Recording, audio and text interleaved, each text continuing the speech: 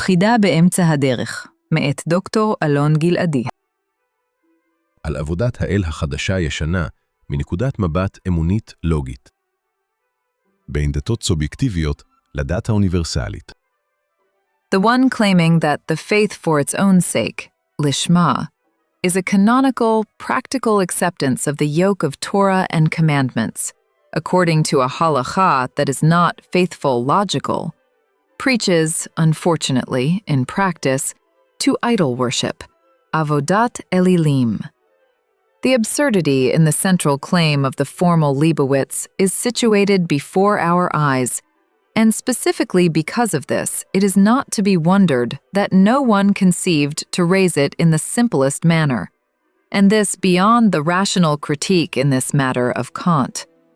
The canonization of the faith, due to the desire for its objectification, according to an interpretation regarding which there is no doubt in the eyes of the preacher or the claimant, that it was not done in a rational intellectual way, given to refutation, obligates a sharp conclusion requiring its refutation. When a man worships the statue, or the picture, or the land, or the money, or the state, or any other material is, yesh, behold, he is necessarily an idol worshipper. The elevation of an interpretation that is not theoretical exemplary, that is not faithful logical, of the 613 commandments to the level of the essence of the faith, and more so, to the level of the faith itself, by means of the realization of this interpretation. It is itself a faith in matter, although of a different type. And what difference does it make, ma nafshach, if the matter is wood, or a picture, or a star, or words, which were created by matter, human or not? In this matter, it is very interesting to refer to Maimonides. Know that our avoidance of advocating for the eternity of the world is not because of what is written in the Torah that the world is created, renewed. For the scriptures pointing to the creation of the world are not more numerous than the scriptures pointing to the God being a body. And perhaps it would have been much easier, and we would have had a greater ability to interpret those scriptures and to prove the eternity of the world. Rather, two reasons caused us not to do this and not to believe in this. One, that the God being not a body was proven by an exemplary proof. The second reason is that our faith that the God is not a body does not destroy for us anything from the foundations of the Torah, and does not deny any claim of a prophet, and there is in it nothing but what the ignorant claim that there is in this a contradiction to the Scripture. And this is not a contradiction, as we clarified, but it is the intention of the Scripture. The faith of truth cannot be the worship of the text as itself, and also not the worship of the interpretation of the text as itself, which is because of this not faithful logical, whatever the intention standing behind the things may be. The religion of truth cannot be a worship of the products of the interpretation of the text as themselves, but it is, by its very definition, a process ceaseless and infinite of discovery, by means of exemplary refutation of the effort for the worship of the undefined God and action according to it,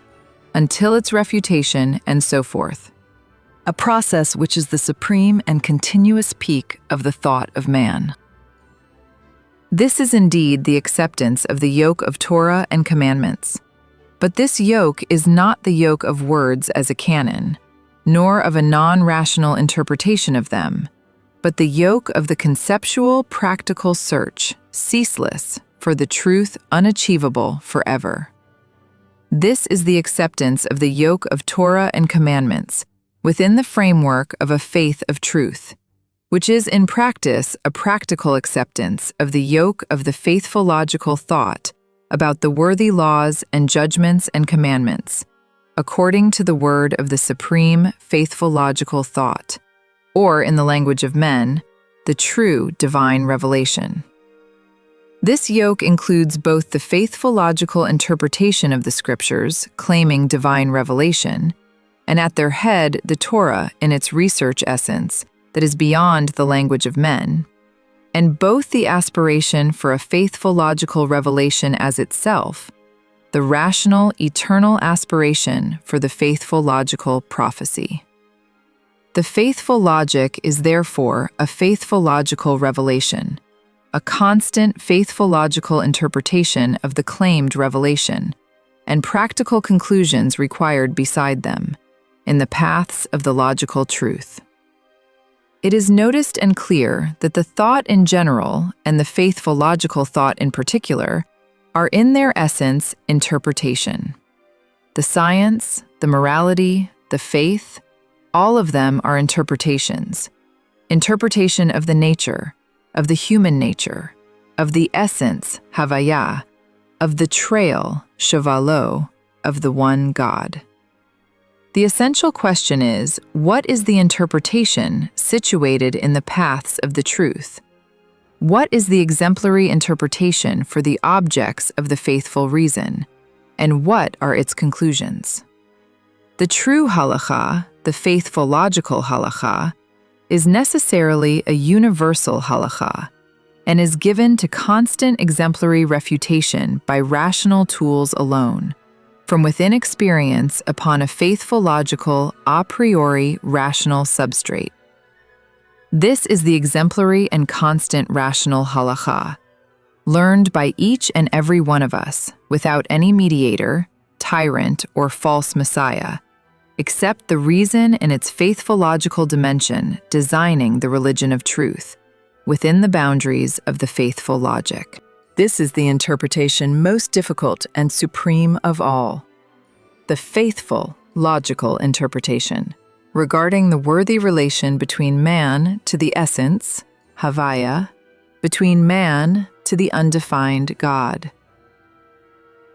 This interpretation of the worthy relation between man to the inclusive essence, meaning the undefined God,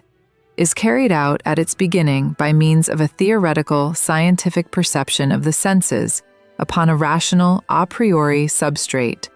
and by means of extracting the moral laws from within a balance between the individual and the collective, the essence of the is, havayat hayesh, upon a moral a priori substrate.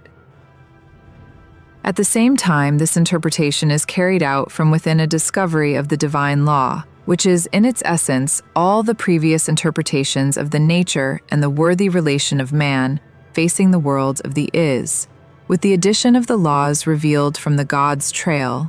shavalo, in the boundaries of the is, upon an a priori, faithful logical substrate. As was noted in the previous chapter, it is noticed and clear that the discovery of the worthy relation between man to the essence is in a recognition-based manner a matter most complicated by its very definition, as a relation between man to the undefined, including the entirety of the other relations, given to the research of man in the world of the is. Therefore, it is only natural that from the perspective of man, the discovery of this relation sometimes wears a form of divine revelation,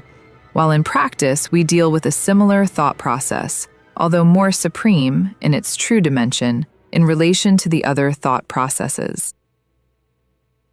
At the same time, the relation situated in the paths of the truth, between man to the God, is forever an integration between that same fundamental divine revelation to its constant, faithful, logical interpretation, expressed in thought and in action as one. The faithful, logical worship of God is designed, therefore, by means of a faithful, logical sensory perception upon the theoretical and moral a priori substrates, with the addition of the faithful, logical a priori substrate. The true halakha is therefore a constant process of a faithful logical experiment,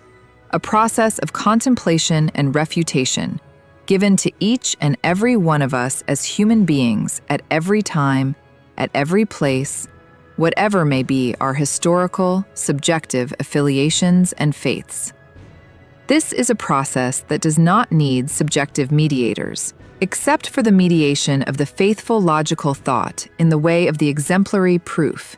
and of the worthy action derived from it.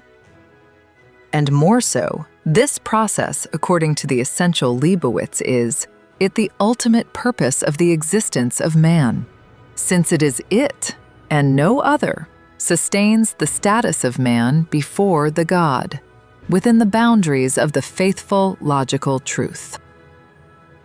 Accordingly, necessarily, arise the need and the necessity for the design of the halakha of truth, within whose framework one must act necessarily, also for the correction of the existing halachot, laws, in all the monotheistic faiths, and all this in an exemplary and ceaseless manner. This correction is not required in order to change the historical faiths, which are themselves indeed the fruit of the subjective decision of the believer, and this since the halachot upon which they are based did not develop by definition in a faithful logical manner. The faithful logical correction is required for the discovery of the universal religion, the religion of truth according to the halakha of truth, which by definition forever will not be achieved in its fullness. A religion of truth that is the fruit of faithful logical revelation and constant faithful logical halakha given to constant refutation, and therefore its existing presence is it the universal religion with a capital R,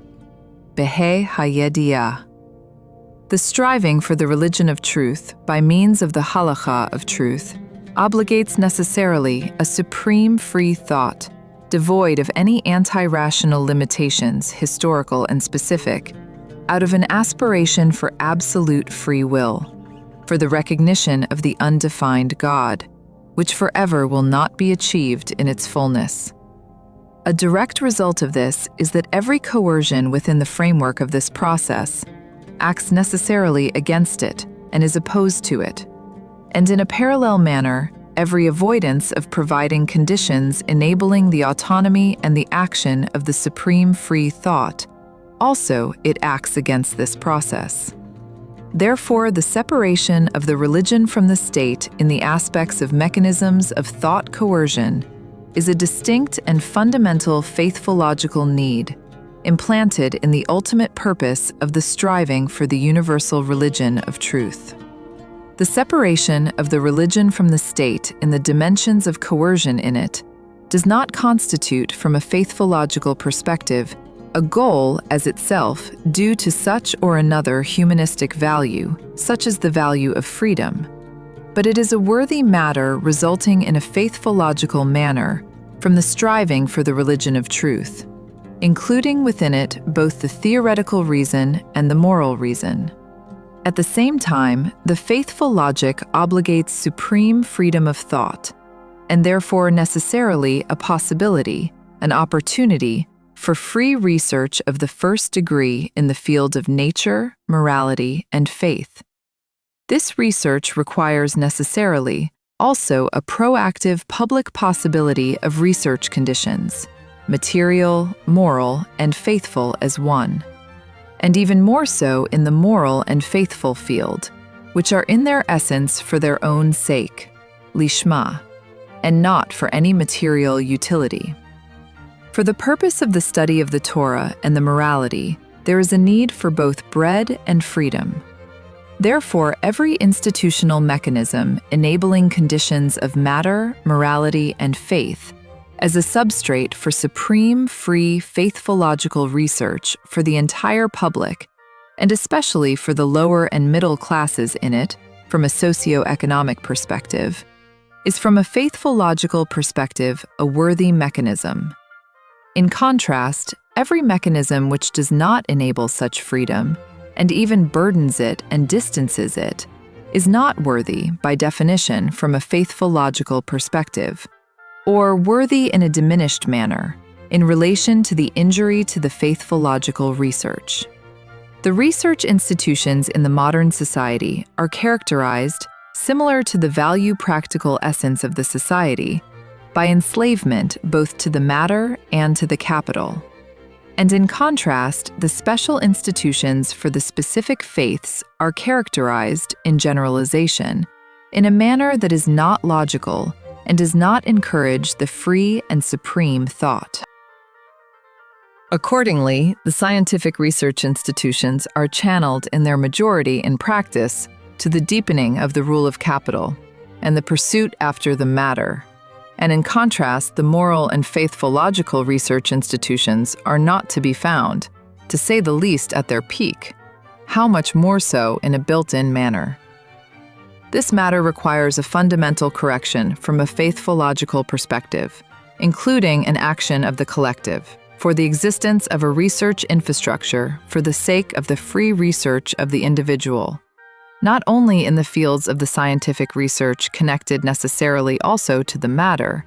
but also and mainly in the fields of the morality and the faithful logic. This infrastructure will balance between the material and conceptual difficulty of the individual, to require to the moral and faithful logical research, to the supreme necessity in freedom of the highest degree for the existence of such research. Since the true faithful discovery is identical in its essence to the scientific and moral discovery, although complex and superior to it, behold all those who sought to bind it to the identity of its authors, or to such or another material dimension, such as the existence of such or another building, and such like matters that are not from the field of the exemplary proof, erred a grave error, although human, so very human. It is to be assumed that the source of the faithful logical error of all those who discuss the religion and sought to separate it from the reason is, among other things, in their personal sources and histories of its thinkers, such as Spinoza, Kant, Nietzsche, and Leibowitz. But to these sources there is no faithful logical importance, just as there is no faithful logical importance to the research of the personal reasons and intentions of the possessors of the divine revelation and its interpreters.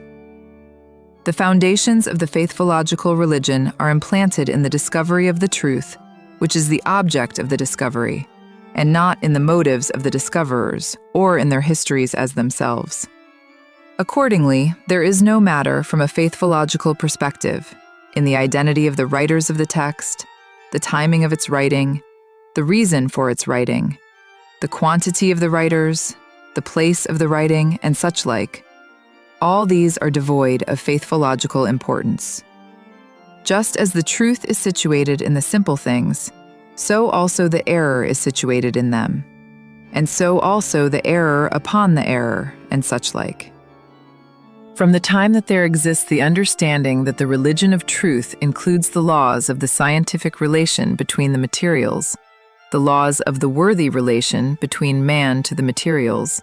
and the laws of the worthy relation between man to the undefined essence, is resolved in an essential manner the error standing at the basis of the distinction between what is worthy to what is existing, between what is coerced upon man and what is decided by him. Behold, therefore, this religion strives for truth. The truth is a lamp to its feet, without such or another subjective partiality,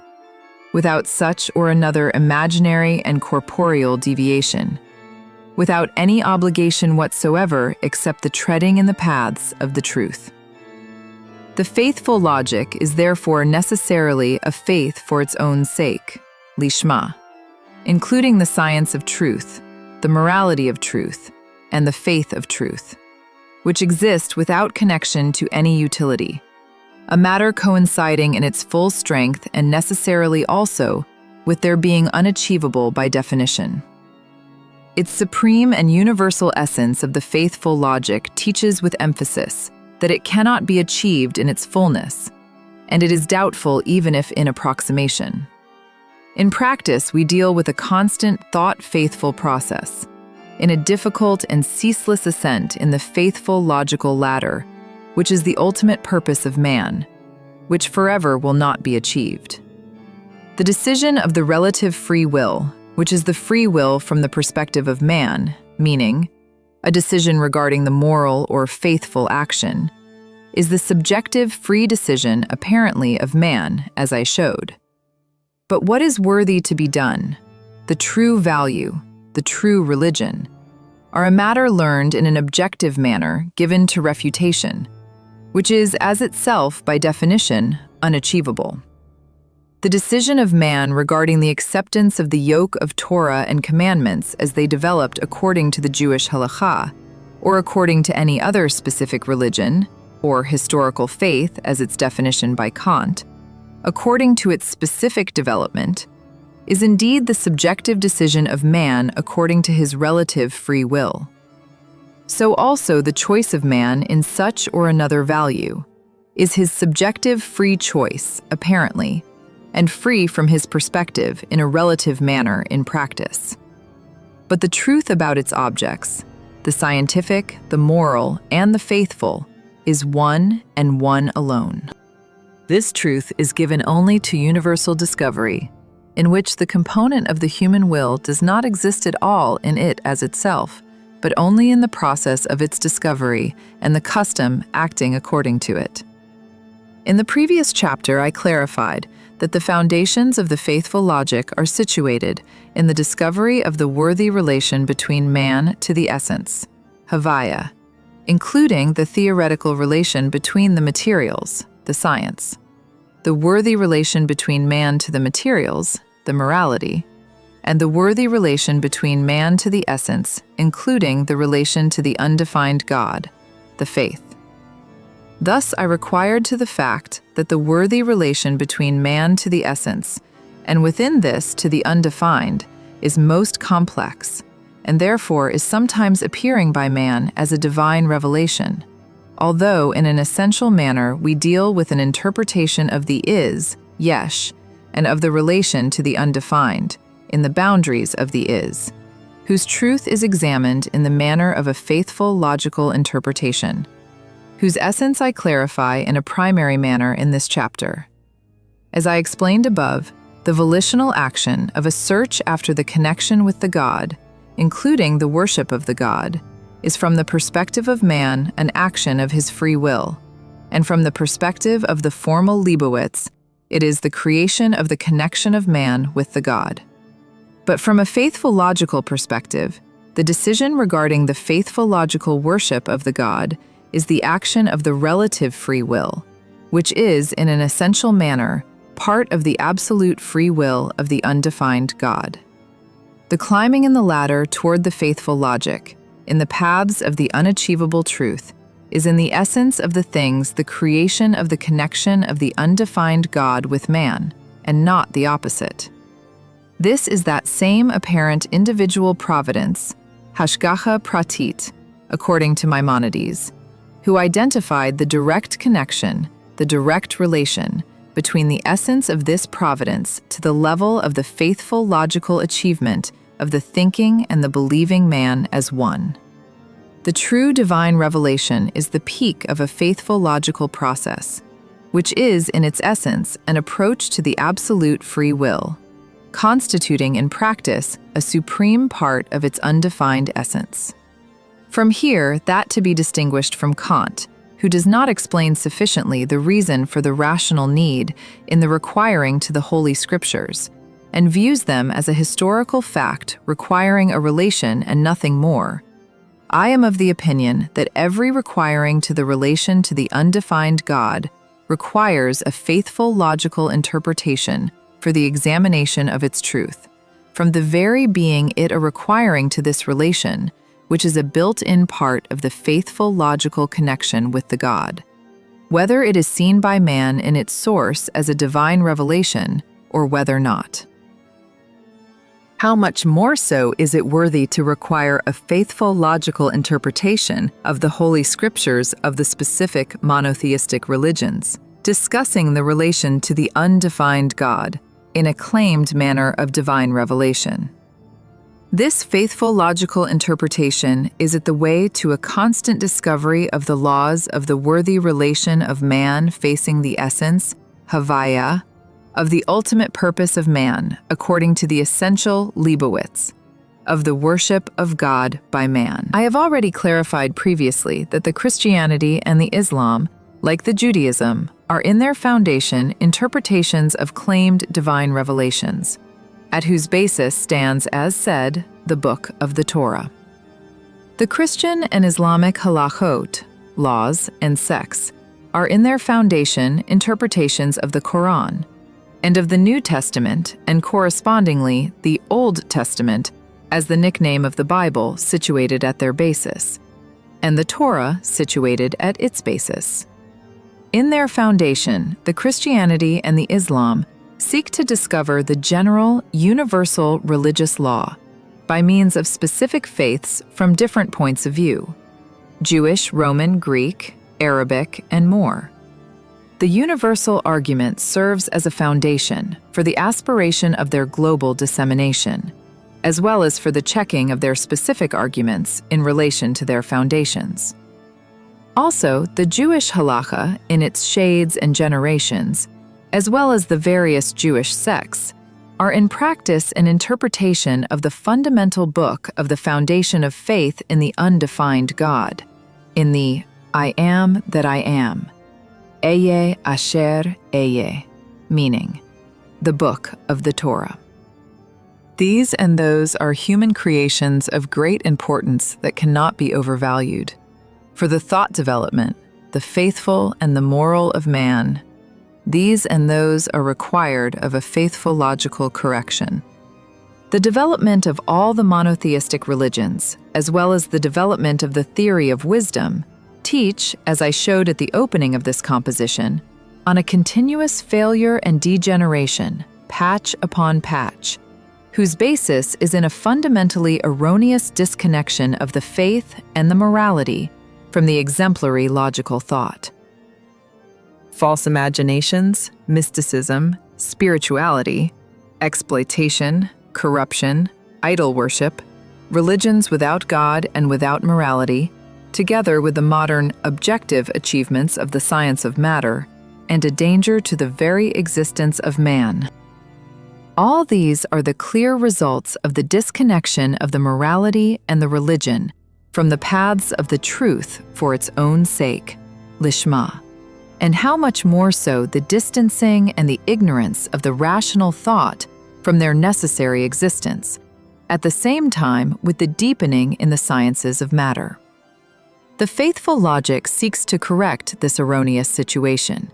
and this while a free thought observation into the past, taking its achievements, understanding its errors, and drawing faithful logical conclusions in the difficult and necessary ascent in the stages of the ladder of truth. Accordingly, it is worthy to it, the faithful logical observation,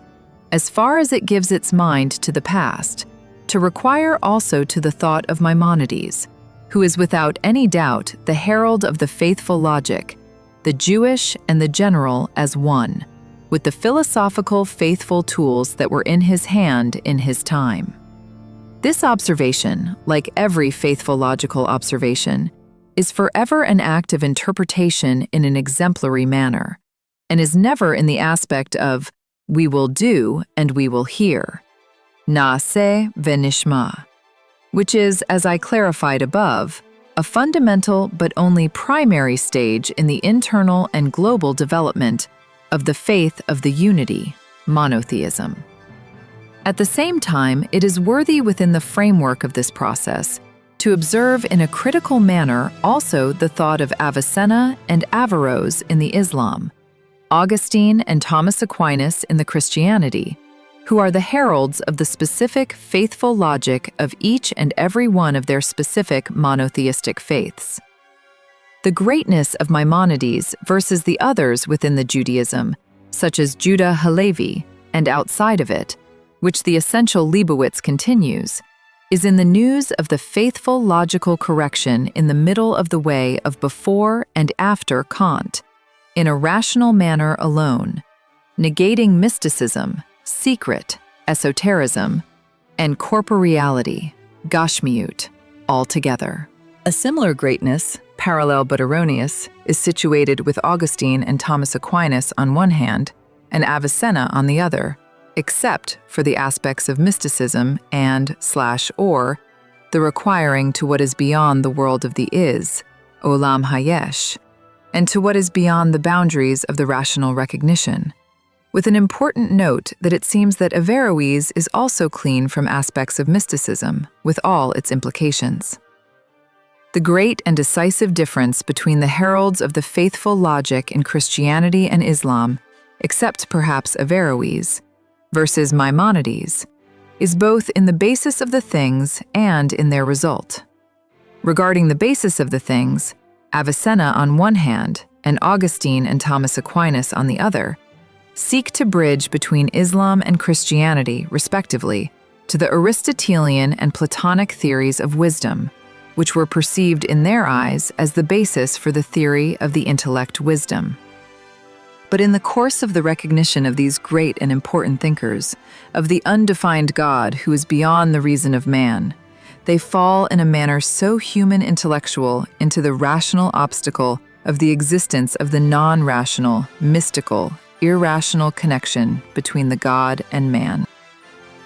When the great Avicenna analyzes the rational foundations of the Quran, he naturally reaches the understanding that the undefined obligates a connection with it, which is a revelation that is beyond the reason. A similar thought development is revealed from his perspective in the issue of the eternal soul itself, even after death, versus the decaying body. A similar conclusion we draw from the thought of the great Thomas Aquinas and Augustine who preceded him, when despite amazing researches of confessions, of questions and answers against them, and answers against the answers, they are not capable of avoiding the mysticism, from the deviation from the field of the is, all of which is in the essence of things necessarily corporeality, gashmiut, and idol worship. We deal with a natural but essential error, constituting a clear opening for idol worship, corporeality, and deviation from the path of the universal faith, the faithful logical. The essential reason for this failure is, among other things, the absence of rational tools for their time, and an erroneous requiring to beyond the boundaries between the is and the undefined, which caused an erroneous leakage into the field, which by definition is not given to man. The faithful logical breakthrough of Maimonides, which was also carried out without the tools outlined by Kant, negates in its essence completely the mysticism and the corporeality, although it is not entirely free of them in certain aspects. This difference between the heralds of the faithful logic in the various monotheistic religions is not exhausted only in the bases of things, but also in their interpretive result standing at the essence of the faithful logic and its implications for the worthy reference to the Holy Scriptures. To be distinguished from other thinkers like Spinoza from here and Luther from there, the interpretive position of Maimonides in relation to the Torah, standing at the basis of the collective of the monotheistic faiths, is not an interpretation of the literal sense, pishat, but of a rational homiletic sense, darash, striving for the exemplary. This is an interpretation reminding us of the way of the science, but in faith,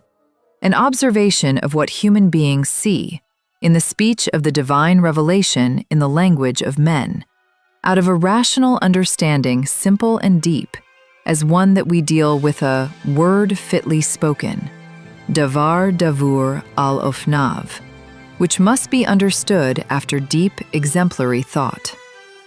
The faithful logical continuation of the breakthrough of Maimonides appears in practice in the systematic Kant and the esoteric Leibowitz, who enable, by means of their refutation, the advanced completion of the original faithful logic, in which Maimonides opened. When the formal Leibowitz claims that the worship of God is the acceptance of the yoke of Torah and commandments, he is erroneous and correct together. Since the Torah of truth is forever a ceaseless, faithful logical halacha interpretation of the objects of the faithful reality, including what is perceived by man as divine revelation, and at whose head and foundation stands the book of the Torah. על ההלכה החדשה ישנה. In the basis of the matter, it can be seen that the composition before you leads necessarily to the need for the discovery of a new halakha, or more precisely, a new old one. In all the monotheistic religions, this halakha will constitute in its basis a new old interpretation of the written book of the Torah. The new old oral Torah as an exemplary, faithful logical interpretation of the fundamental divine revelation, which is the written Torah, standing as a claimed divine revelation at the basis of the collective of the monotheistic faiths. In the basis of things, both the theoretical scientific reason, both the morality reason, and both the faithful reason stand or fall upon the interpretation. We interpret the perception of our senses upon the a priori substrate situated in us, regarding the nature and its research, regarding the worthy custom for the free man toward the matter, and above them in an inclusive manner containing them, regarding the worthy custom for the free man toward the God. Our research and our aspiration to understand the worthy relation toward the God and our action according to it in a faithful, logical manner are therefore the worship of God. This research and this action have their basis in the understanding that our matter is in the connection given to our understanding as part of the world of the is, between the undefined to the world of the is. Accordingly, it is clear from within it, mene uve, that this research is not required at all for the definition of the God himself, who is outside of our understanding and the capability of our understanding, and its matter is solely in his trail, shovalo,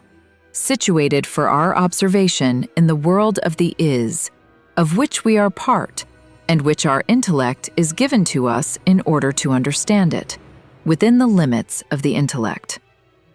This research occupies itself, therefore, with the connection with the God,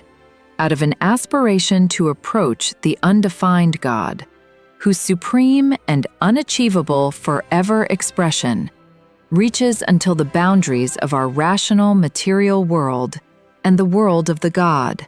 but never crosses this boundary. This boundary is hidden and revealed before us, and its research, by definition, does not require and even negates institutions and mediators on their behalf, since by definition it is given to the research of our thought and to constant refutation from the very being it occupied, with the known connection with the unknown, until its possible extremity for the recognition of man. This is a thought and practical matter of the first degree, which precisely because of this was not developed in a rational, systematic manner, and was abandoned over the generations, since the mind of the sages of the past and the present was not dedicated in a real manner to its simple foundations, to the thought that was required for it, upon its errors in the basis of things, to its refutation and to the conclusions required from this refutation. And this due to the natural wall high and immense of the paths of error in the tradition of the morality and the faith as one, and at the same time the erroneous self-nullification before the scientific wisdom. From the time that a man recognizes a field beyond the reason, in a God who is undefined and unachievable, who is, I am that I am, Ehyeh asher ehyeh, who includes past, present, and future, behold, man cannot require even to a jot of his essence. On the other hand, from the time that we act in an exemplary manner, in the understanding of the connection with the undefined God, expressed in a supreme way in the inclusive thought of man, the scientific, moral, and faithful as one, we can remove the non-rational foundations in a careful and exemplary treading in the paths of this supreme connection. This is indeed always the interpretation, both regarding the connection between the science to the morality, both in the connection between the morality to the faith, and both regarding the understanding of the faith itself in the paths of the truth. a faithful, logical approach out of a distancing from any hint of mysticism and from any crossing of the boundary of the rational recognition in the interpretation of the scriptures of the monotheistic faiths, is situated in a primary manner requiring modern development with Maimonides, as I showed also from within the error of his negative student, Spinoza. The faithful logical interpretation obligates by definition the preservation of everything stated in the founding text, without detracting, even of a jot from it, just as we are not permitted to detract even a jot from the reality which we approach to research in a scientific or moral manner. Everything situated in this world has its foundation in the undefined, and everything situated in this world aspires to it, whether in a simple material manner or whether in a complex material manner, which is in its supreme expression our thought, which is in its practical expression our action according to our relative free will, to reach the undefined God. We aspire to reach a starting point, to the essence of all things. We want to reach the supreme expression of the absolute free will, to the moment of the creation and to the essence that preceded it. We seek to return to the conceptual and material Eden of our essence, which is forever, by definition, not given to us, nor will it be given to us. This aspiration is expressed in a supreme manner in the faithful rational research, including the research of the world of the East, Yesh, and the research of the connection between the world of the East to what is beyond it, the worship of God. This research is necessarily a conceptual practical research of the claims of the divine revelation by means of a rational homiletic sense, darash, faithful logical. This is a research of what is worthy to be, from the perspective of the action of man in the world of the is, whose foundation is in the supreme faithful logical discovery appearing as a divine revelation, and its continuation in a constant faithful logical checking of its meaning and of the faithful logical laws revealed from it. The faithful logical inquiry does not distinguish from the beginning between different claims of divine revelation. On the contrary, it is required for a faithful logical examination of all the claims of revelation wherever they are, and all their expressions, and first and foremost those which were recognized by parts of the humanity as holy scriptures of the specific faiths. Man is close to himself, prefers his own. But as noted above, it can be determined that at the basis of the expressions of revelation of their kinds in relation to the one God stands, according to what is said in them themselves, literal sense, peshat, and homiletic sense, darash, as one, the Torah, and I emphasize the Torah. We must require to a faithful logical interpretation of the Torah, checking in an exemplary manner the rational darash revealed from it, after a faithful logical research in relation to the worthy custom in the essence, havaya.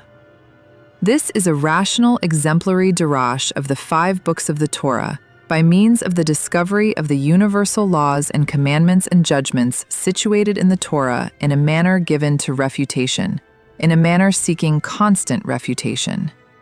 This is a constant research, which is necessarily, by the very being it rational faithful, embodies within it the theoretical, the moral, and the faithful reason together and separately. This is a faithful logical research examining the entirety of the halachot and the specific faiths that came to our world after the Torah in an identical manner. The discovery of the laws revealed from them by means of examining their durability in relation to the laws of science, morality, and the faithful logical a priori substrate. This is the faithful logic, striving for the divine Torah, renewing and existing in a constant manner from the perspective of man, and its supreme and infinite discovery given to rational efforts which forever will not reach exhaustion, of each and every one of us. The need for such a dramatic correction is situated in the view of Leibowitz regarding the ultimate purpose of man, as an effort for the worship of God, as the status of man before the God, which I established above in a rational manner. According to the formal Leibowitz, This ultimate purpose is sustained by means of the acceptance of the yoke of the 613 commandments, according to the interpretation of the Jewish halakha. In contrast, according to the refutation of this position, this ultimate purpose is situated by means of the acceptance of the yoke of Torah and commandments learned in a ceaseless, faithful logical manner by each and every one of us. The halakha of truth, the religion of truth, revealed at every time by means of the reason alone, by each and every one of us, as the words of Leibowitz close to the time of his passing. The true religion is, according to the formal taste of Leibowitz, the faithful act which is the fulfillment of 613 commandments. By means of the faithful act, by means of the avoidance of lighting a cigarette on Shabbat, man disconnects from his material, natural need and creates in his, Leibowitz's opinion, a connection with God. The ultimate purpose of man, every man, in the opinion of Leibowitz, is in the worship of God, obedience to the claim of Spinoza, or duty in the language of Kant, done by means of a volitional subjective decision toward the fulfillment of the canonical halakha. This is the faith for its own sake, lishma, according to the formal Leibowitz, which apparently, on the face of things, has none besides it. This is, if so, a faith whose foundation is practical, which is given to the mediation of experts, decisors, poskim, a matter contradicting from within it, minei uve, the essential Leibowitz. This is a failing formal attempt for the objectification of the faith, which must be corrected from its foundation. This is an attempt for a canonical objectification of the faith, while claiming formally that we must decide subjectively to fulfill the instructions of experts decisors regarding the worthy interpretation of the divine revelation in the Torah. The new old halakha is therefore in practice a challenge to the existing halakha, following the conceptual, practical, faithful logical challenge of Maimonides upon the halakha which existed in his days, with required changes. The objectification of the religion can and must be done solely by means of the research of the objects of the faith upon a faithful logical a priori substrate, which is necessarily a research required for an exemplary proof, and not for blind obedience after the non-rational decisors of the generation, and not even after the rational greats of the generation, as rational as they were and will yet be. By means of this rational free research, we must discover the laws concerning the worthy relation between man to the essence, havaya, including the matter, the worthy relation to the matter whose peak is man, and the worthy relation to the undefined God.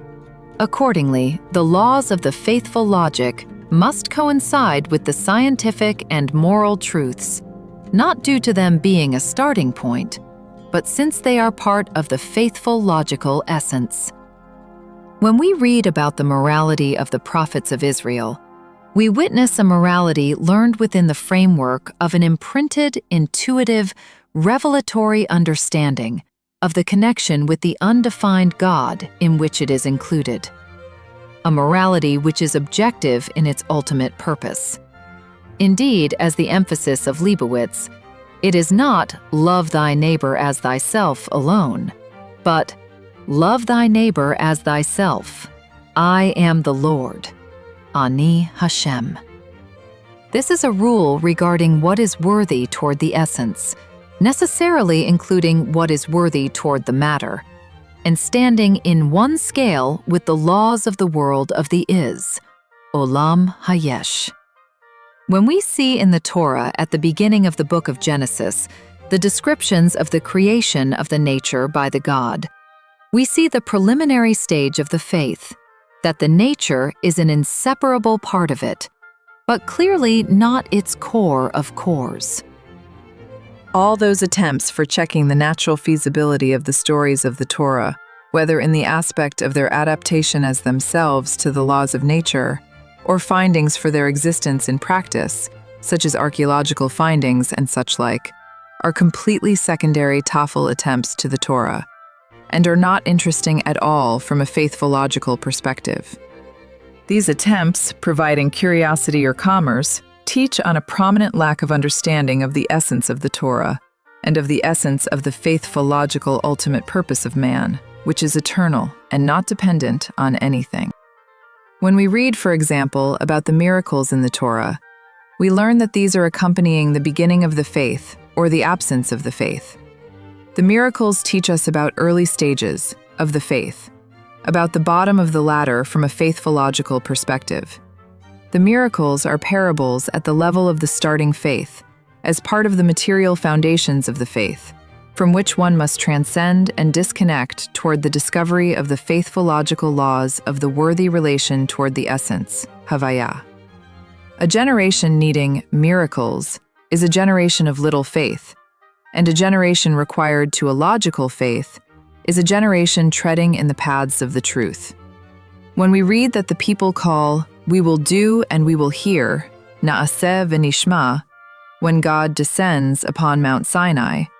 we do not witness the commandment of, "We will do and we will hear,"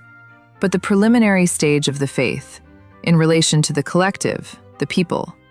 versus an advanced stage in relation to the individual,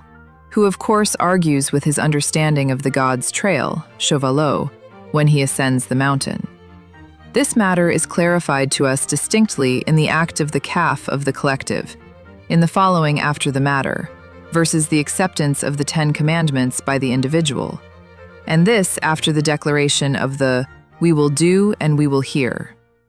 The faithful logical study of the Torah shows us that we must meditate in it day and night.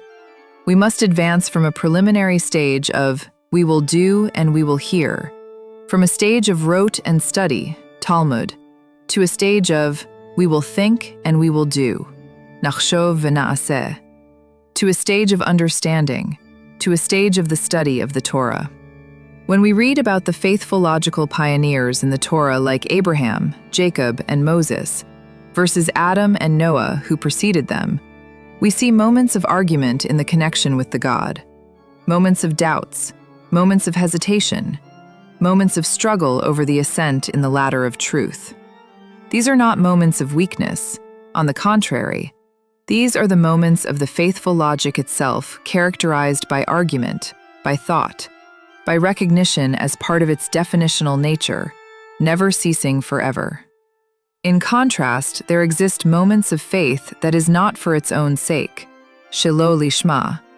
characterizing the faith at its lower level. The parable of the second, go thee, lech lecha, on the way to the ascent, to the Lord, to the land of Moriah, on one of the mountains which I shall tell thee, versus the parable of the first, go thee, in which promises are given to Abraham on the way to the land which I shall show thee, is one of the wonderful parables upon which Leibowitz points time after time, on the way to the discovery of the faith for its own sake, lishma, which is not dependent on anything from the world of the is, olam hayesh. The faith of truth is for its own sake, simply because the truth is not relative and is not dependent on anything, just as the struggle for its discovery is eternal, necessary, and never decided forever by man. The thought pluralism does not stand in contradiction with the existence of the one truth, but it is situated in its unachievable, by definition, pursuit, requiring a supreme and constant thought freedom.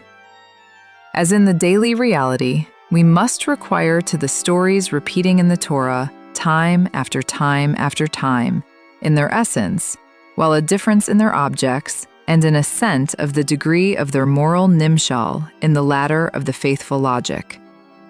The legal development regarding the worthy relation between man to the God is spread before our eyes in the wonderful book of the Torah throughout its length and width,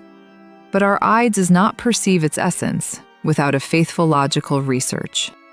The legal, faithful logical development in the book of the Torah teaches us on the faithful-logical need in a ceaseless thought process for the sustaining of the ultimate purpose of man, which is according to the formal and essential Leibowitz as one, the worship of God. From specific parables to general parables, to an exemplary understanding of their being parables, and to their exemplary understanding in their specific and inclusive context. This is the understanding of the inclusive picture, whose laws we must discover in each and every generation, in adaptation to the reality changing in it, and to what is forever not new under the sun, which is solely the trail, chevallo, of the one, undefined God. When we read about the commandments which are given to the people emerging from slavery to freedom, when it is still immersed by the nature of things in the connection to the paganism after 400 years of slavery in the pagan society, we must understand in a faithful, logical manner the process required for their development in adaptation to the changing reality, in which the faithful, logical, a priori concepts do not change. But the reality of man changes, and change it does. This process is learned from within another reading, new, old, faithful, logical, of the parables of the Torah, in the manner of a rational homiletic sense, darash, in relation to the development that preceded the development of the commandments of the literal sense, peshat, without detracting even one letter from the Torah. This is a faithful logical understanding, as distinguished from rote, of the biblical development laws between the commandments situated before our eyes in the Torah itself, in the narrative stages given to us in such a wonderful and eternal manner, and about which Maimonides sought to explain to us in the checking of the reasons of the specific commandments, ta'amei ha-mitzvot,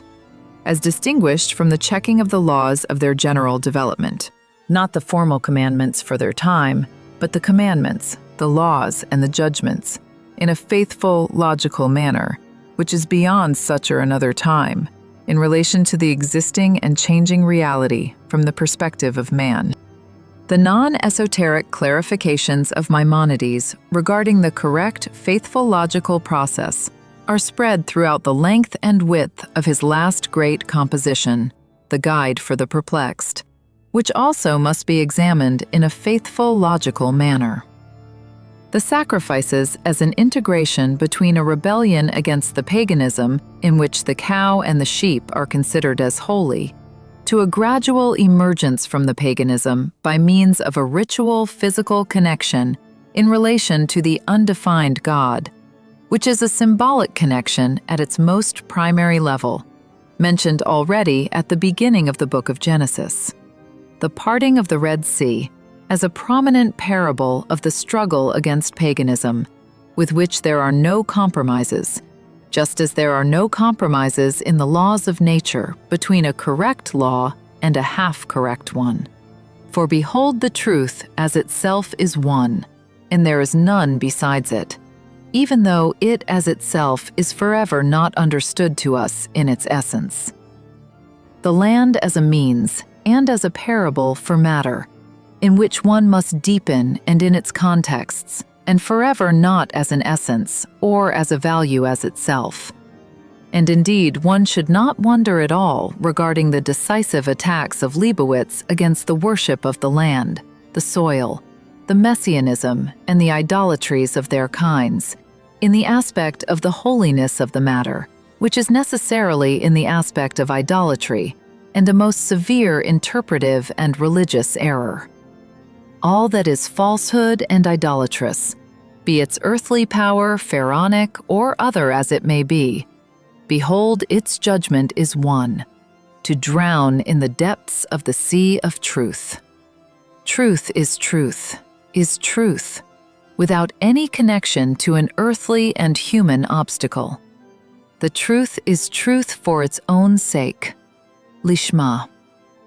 Thus also one should not wonder when Maimonides states in an unmistakable manner that a day will come and the routine prayers might be unnecessary, and this since he necessarily identifies the improper foundation, to say the least, in turning the text into an essence which is embodiment, gashmiut, as itself. as distinguished from a framework for a faithful logical thought, even without requiring to the content of prayers, which often embodies in practice the God. By the way, Leibowitz also required, in a loose, perhaps esoteric manner, to the subject of prayers, when he notes that there are in the prayers foundations that are not acceptable to him, but he accepts them as part of the yoke of Torah and commandments, with all the darash stating of that for our matter. The worthy connection between man to the God is forever not a derivative of a canonical reading of a text in the aspect of see and sanctify, re'eh ve'kadesh. Its essence is situated in a supreme free thought in the paths of the truth, and in the action derived from this thought. This connection, in its essence, is forever not a canonical action of mediators between the text to the reality, in the aspect of, we will do and we will hear, na'aseh ve'nishma, and certainly not a following after the material descendants of those mediators, due to their being their descendants. The grave of Moses our teacher was not known, and his material descendants did not inherit him, not in the leadership of the people, nor in its spiritual leadership. This to be distinguished from the institution of the priesthood, kehunah, which was not an essential faithful institution, but a governmental framework only, of the descendants of his brother Aaron, who did not prevent the sin of the calf. The worthy connection between man to God is first and foremost a connection of constant rational, logical thought, and an action beside it, situated in the hands of each individual and individual according to his ability, his will, and his persistence, in the tension between his material nature and his faithful logical ultimate purpose. This is a connection including, by definition, constant logical skepticism, constant argument, constant struggle, except in the a priori fundamental concepts, in the aspect of the burning and unconsumed bush, and an action derived from its unrefuted conclusions at a given time of this thought. Since I prove that the claim of Spinoza for the separation between the faith to the science is erroneous, according to his own method, and since I clarified what is the error of Kant both in the moral level and both in the faithful level, and out of a modern look regarding the guidance of Maimonides, the way is paved for a constant discovery of the exemplary, proven way, for progress toward the true universal worship of God. Between Maimonides to his negative student, Spinoza, can be identified a common rational point in the rejection of the Jewish halacha from there and in its correction from here, as far as it does not conduct itself in a rational, logical manner. This common point contradicts on its face the formal Leibowitz, who accepts the decision of the historical halacha regarding the interpretation of the commandments of the Torah as an axiom whose fulfillment constitutes, apparently, the ultimate purpose of man. Leibowitz recognizes that the Jewish halacha is human and recognizes in practice the need for a rational reference to the interpretation of the Torah. The critique of the existing halacha received in his work various expressions, among them most sharp toward its contemporary originators, toward its development as itself, such as its relation to the female sex, its relation to the land of Israel as a value, its erroneous relation to the rabbinate and to the separation of religion from state, and among them esoteric ones, such as his publicized immersion in the thought of Maimonides.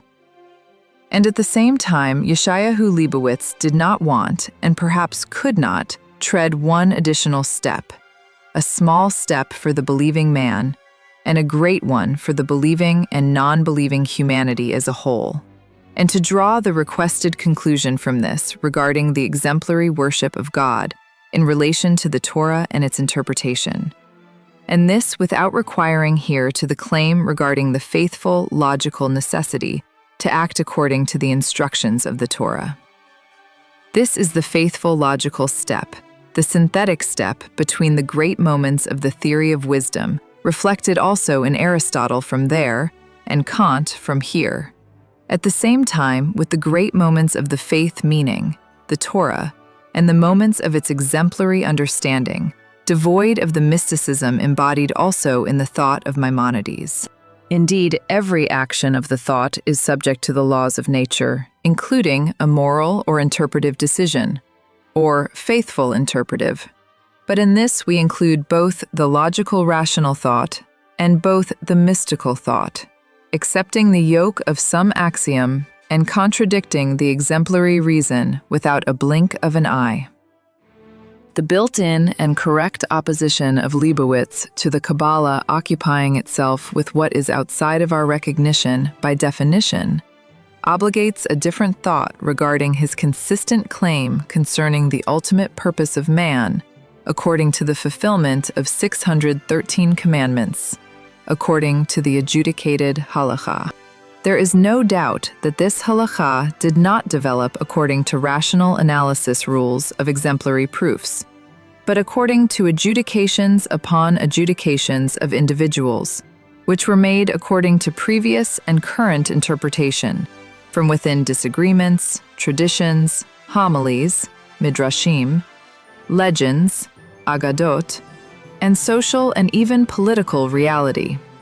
And this, among other things, according to what is stated in it itself.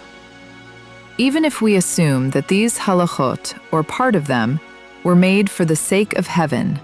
l'shem shamayim. For behold, there is in them, in generalization, no claim of divine revelation. Behold still, as I showed above, there is to interpret the claimed divine revelation and its interpretation in an exemplary, faithful, logical manner, disconnected from every legend and mysticism, and given to constant, faithful, logical refutation. The very being of the halachic decisions, human decisions, obligates by definition their error and their refutation. For behold, there is no man whatsoever entrusted with the truth, given as we opened this composition, solely to God, but not to man. But if the error of the faithful halakha is built in it, so is built in also the need for its correction, as far as we are occupied with the search after the truth, and not with the fulfillment of a specific tradition as itself. Every determination whatsoever of man, whether regarding the science or the morality or the faith, is by definition both rational and faithful, and therefore is given to refutation, and does not include the truth in its entirety. This claim is acceptable to Maimonides, who sees in an explicit manner that is unmistakable, to struggle against the development of the halakha until his time, and to decide between its decisors in a rational manner, known to him according to the development of the wisdom until his time.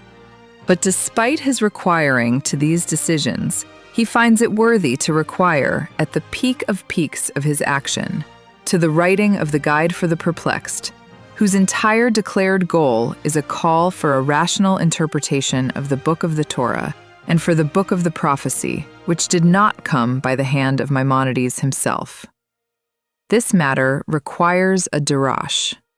regarding the view of Maimonides about the correction required. For the worthy continuation of the religion in the paths of the truth, as distinguished from its state in his time, even after Mishnah Torah, which came out under his hand, versus the book of the prophecy, which did not come out. The interpretation of the Bible, according to the Guide for the Perplexed, must be carried out in an exemplary manner toward the goal of the constant and impossible to exhaust approach of man toward God. The immediate derivative from it is without any doubt a constant, faithful logical correction of the existing halakha, which forever, by definition, will not be correct in a perfect manner. Therefore, and accordingly, the formal claim of Leibowitz, according to which the ultimate purpose of man is the acceptance of the yoke of 613 commandments according to the interpretation of the Jewish halakha, is erroneous and refuted. unless this halakha will be carried out according to the way of the exemplary proof, meaning the way of the faithful logic. Say from now that the position of the essential Leibowitz is that the ultimate purpose of man is the fulfillment of the commandments of the Torah according to the faithful rational halakha, which obligates, as the opinion of Maimonides, an exemplary proof of the way in which man must worship the undefined God. The existing halakha in every religion and in every faith, according to the essential Leibowitz, is forever not in the aspect of see and sanctify, except without question. On the contrary, every halakha, wherever it is, how much more so one that does not lean upon the way of the exemplary proof, is given to constant refutation, provided that this refutation will be carried out in an exemplary manner, in a faithful, logical manner. The worship of God, according to the essential Leibowitz, is necessarily the ultimate purpose of the existence of man, because it acts for the finding of the way of the paths of the truth, in which it is worthy that he act toward himself, toward other human beings, and toward the inclusive essence in a world in which God returned, but this time in a faithful, logical manner. This ultimate purpose, which forever will not be achieved in its fullness, is realized in actions according to a faithful logical interpretation, also and mainly of the book of the Torah, which is necessarily a new old halakha, as will be clarified now in a primary manner, in the concluding chapter of these reflections about the thought of Yeshayahu Leibowitz.